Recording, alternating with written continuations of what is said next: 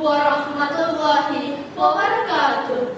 Terbalik awan merujuk tayu kerana panas gugur ke bumi. Tampillah Tuhan, kami merayu bersama amanat akidah kami. Pengguna bernegara menggariskan 5 prinsip rukun negara. Sekarang apresiasi kepada jua acara ini mati. Salam kasih, junjungan budi kepada tua yang terutama dan pimpinan negeri. Kombinasi kehakiman bervisi para pejuang pencinta negara yang sanjungi. Sebelum kata panjang berjela, sekian kami mentakrifkan rukun negara dari segi bahasa secara konseptualnya. Menurut Kamus Dewan edisi keempat, rukun didefinisikan sebagai tiang, dasar dan juga sendi. Manakala negara pula merujuk kepada masyarakat daripada kawasan tertentu di bawah naungan kerajaan tertentu. Konteks di sini, rukun negara merupakan ideologi kebangsaan yang dirangka oleh Majlis Kedaulatan Negara, berpaksikan pada perpaduan, bertunjangkan pada kesepakatan seperti kata bagai awak dengan ketik, isi dengan kuku, dawat dengan kertas. Kita semua berpisah jarak. Cukuplah dengan kejadian ketupat berdarah di Kalimantan Barat Indonesia 1999. Undang terkejam untuk Sidirawan 1994 yang meragut jutaan nyawa manusia. Harta konflik peperangan dan kemanusiaan di Syria yang meranakkan, meruntuhkan kota Agung Aleppo sehingga ke 6,7 juta rakyatnya terus menjadi pelarian.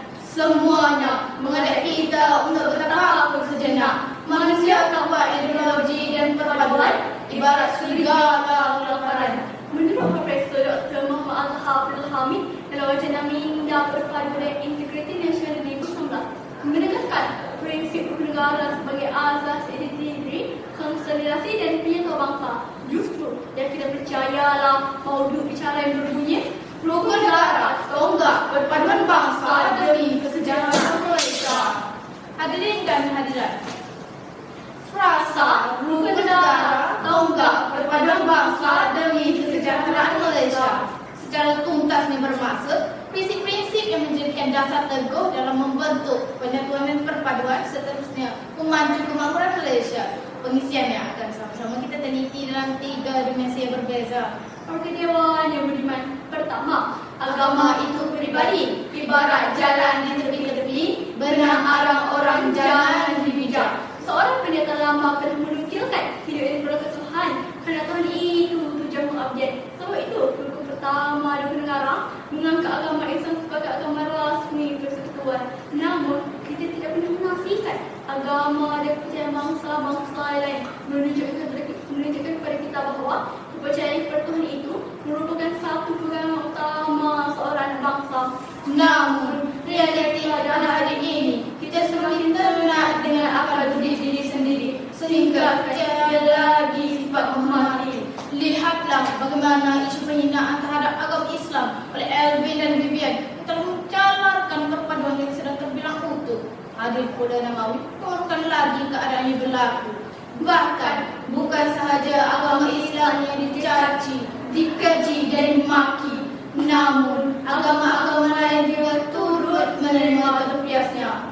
Cuba kita bayangkan, adakah kita mampu negara Malaysia kita ini sama seperti di dunia masalah? Budaya dan agama tidak diikat, kunjung bangsa-bangsa lain dinafikan, sehingga kan pembunuhan menjadi jalan pengakhiran.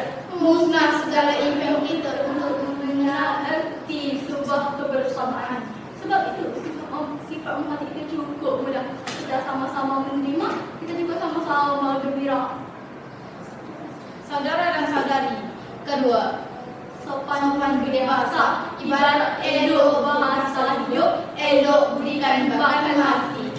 Hidup di abad ke-21 ini semuanya amat berat bagi kita. Perkembangan teknologi memberi kata-kata menjadi lebih baik atau menjadi lebih binasa. Sadar atau tidak, nilai moral dan etika di negara ini semakin hari semakin berkurang sehingga kejujuran Malaysia yang tinggi dengan nilai dan budi bahasanya kian ketinggalan. Dahulu kita cukup agung dengan budaya yang penuh dengan budi, namun ia sekarang menjadi kenangan yang abadi. Lihatlah jalur gemilang dipijak, dihenyak, dikoyak. Apatah lagi bayi-bayi yang tidak berdosa itu menjadi mangsa dosa buangan manusia yang tidak pernah mengenal Arti Sisupati. Renungkan seketika di sekeliling kita. Apakah yang akan terjadi kepada anak muda yang kian meningkat usia namun masih kosong minda dan jiwa? Anda inilah pemimpin masa depan kita. Apalah nasib negara yang telah lama kita bina? Apalah nasib tamadun yang telah lama kita cipta? Benar kata Saidina Ali kepada anak-anaknya, andai tanah ini dibina dengan jiwa yang kosong, pasti akan lahir golongan yang tidak berbudi. Semaikanlah jiwa-jiwa kecil itu dengan akhlak yang indah. Nescaya tanah itu akan lebih subur dengan nilai-nilai indah. Jangan biarkan keruntuhan tabaran Turki Utsmania kembali berulang di negara kita ini.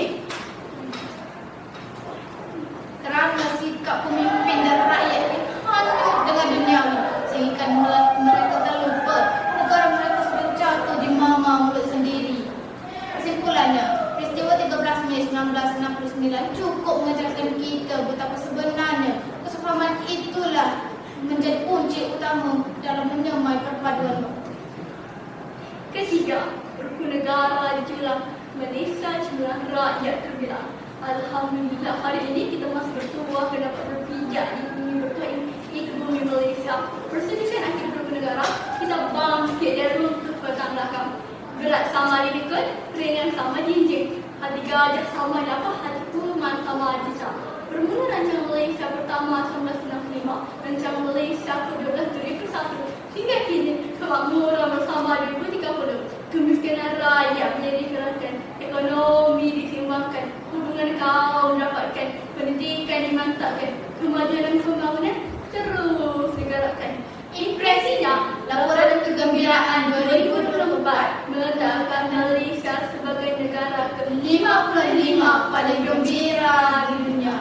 Dari hutan belantara kita berjaya bina Putrajaya, dari gedung pusang penyalaan pelita kita bina bangunan ternama. Dari pinggir kota dan hujung desa kita jelmakan Datuk Lee Chong Wei, Datuk Azizul Hasmi Awang, Datuk Niko Devi, jago sukan ternama menjulang Malaysia di persada buana. Perketiawaan yang berwibawa, ulasannya maka meneliti terakhir Ketua Agung Al-Sultan Rehati Al-Mustafa Abdullah Shah. Negara bukan sahaja menghias diri untuk dijulang sebagai sendiri, tetapi ruhnya harus jiwai, terus dihayati. Kitalah pewaris pejuang, kitalah pewaris yang mengekalkan tradisi.